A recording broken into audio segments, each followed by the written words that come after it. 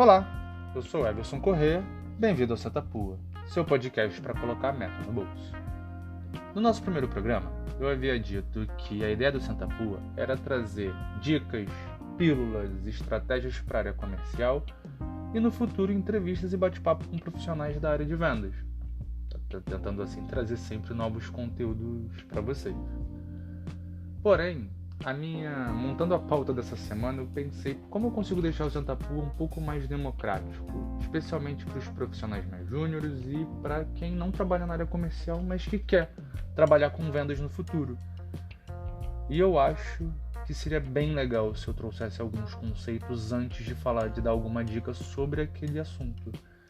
Então, nessa semana, ou para os próximos programas, eu vou trazer alguns conceitos e logo após o conceito, no programa seguinte, a dica ou a estratégia, enfim. O primeiro conceito que eu queria trazer é prospecção. Nada mais vendas do que prospecção. E aí, para quem não trabalha na área comercial, talvez não saiba, mas a área de vendas normalmente é dividida entre farmer, que é o cara que lida com carteira de cliente e aí vai tentar vender para quem já compra de você, e hunter, que é o cara que vai atrás de novos clientes, que é quem alimenta a empresa de fato. Um hunter, ele tem que ser muito resiliente, porque a vida desse cara vai ser tomar não. Imagina que você está tentando sempre trazer cliente novo. Um hunter, ele pode ser dividido ainda em duas equipes. Um cara que vai lidar com inbound. Inbound basicamente é o cara que está buscando o teu tipo de negócio, então ele está buscando uma solução que você vende, seja um serviço ou um produto, e outbound. Não necessariamente aquela pessoa está buscando um serviço ou um produto parecido com o seu. Você foi atrás e despertou esse interesse. Ambas as estratégias são boas. É lógico que um cliente que está buscando um produto ou um serviço como o seu, uma solução como a sua, tem mais chance de fechar negócio, mas é no outbound que você começa a doutrinar e trazer inovações para o teu potencial cliente, ou que a gente vai chamar de prospect. Então, a figura do hunter ela é muito importante porque é ela que de fato consegue trazer crescimento para a empresa no longo prazo, e não necessariamente só com a venda, mas levando a mensagem de volta para o mercado. Então, por exemplo, hoje eu trabalho com idiomas. Você pode imaginar que algumas empresas já precisam treinar a equipe em inglês, em espanhol, mas outras empresas não têm ideia das vantagens de dar esse tipo de treinamento para a empresa. Eventualmente a gente vem de treinamentos culturais e isso não estava no foco daquela empresa naquele momento. Então é muito importante que você tenha na sua equipe pessoas ou uma área dedicadas exclusivamente à prospecção. Atualmente eu acho que a forma que melhor funciona é uma outra subdivisão. Então a gente tem na equipe, claro, Hunter e Farmer. Você tem que ter pessoas que vão lidar com o cliente e pessoas que vão lidar com os prospects ou com potenciais clientes.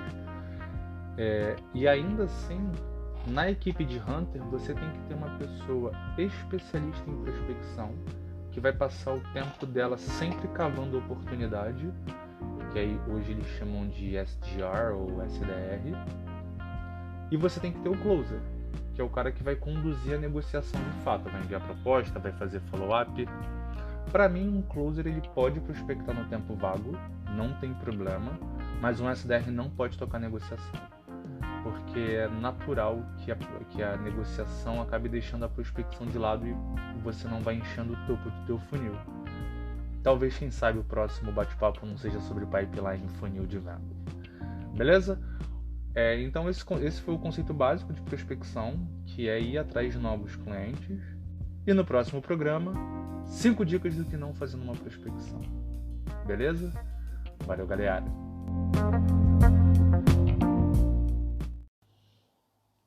Olá, eu sou Everson Corrêa, bem-vindo ao Santa Pua, seu podcast para acelerar as tuas vendas. Na semana passada, eu fiz um dos podcasts foi sobre 5 TED Talks que eu acho que todo profissional de vendas deveria assistir.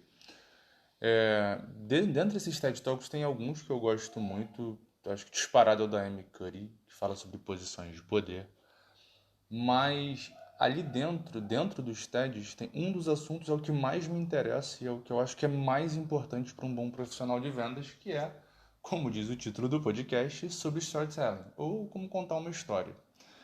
É interessante que, se você pensar no ser humano, né, na gente como ser social, nós somos grandes contadores de história.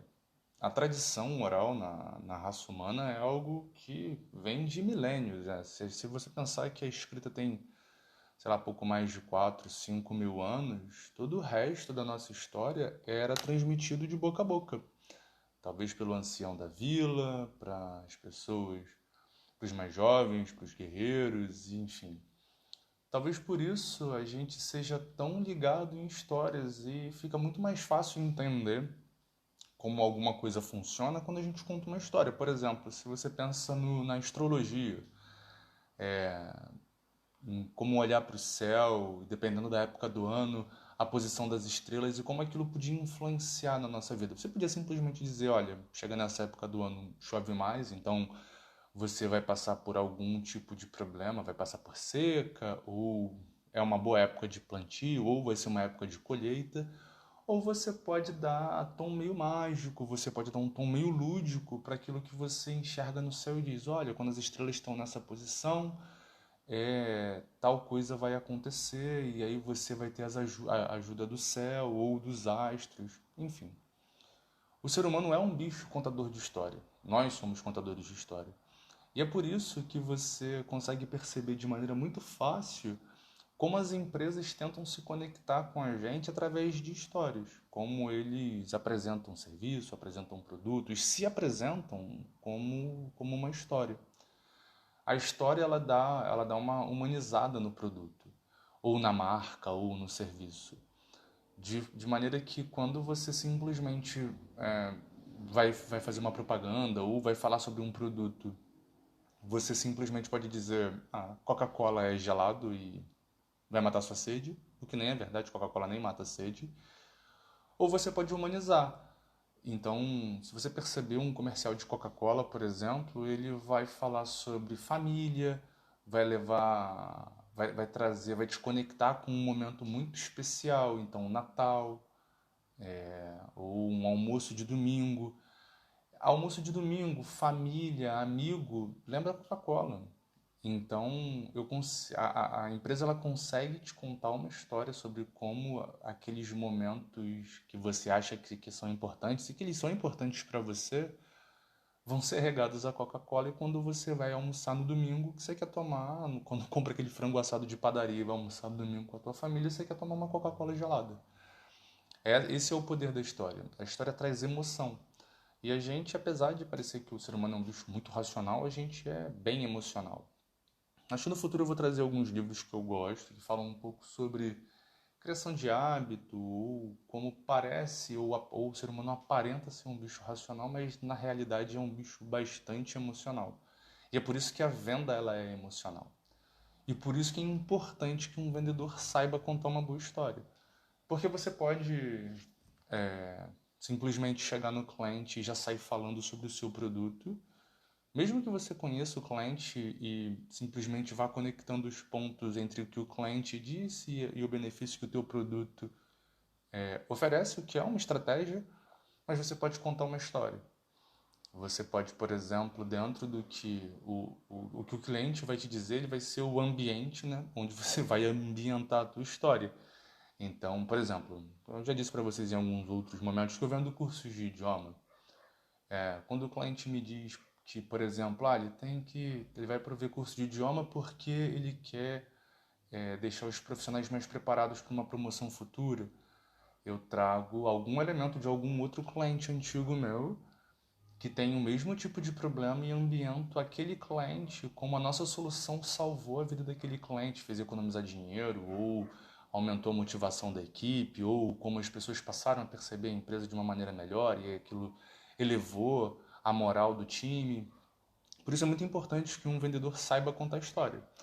E aí o que é importante? É legal que você tenha uma estrutura ou algumas dicas para contar uma boa história. Não existe fórmula de bolo.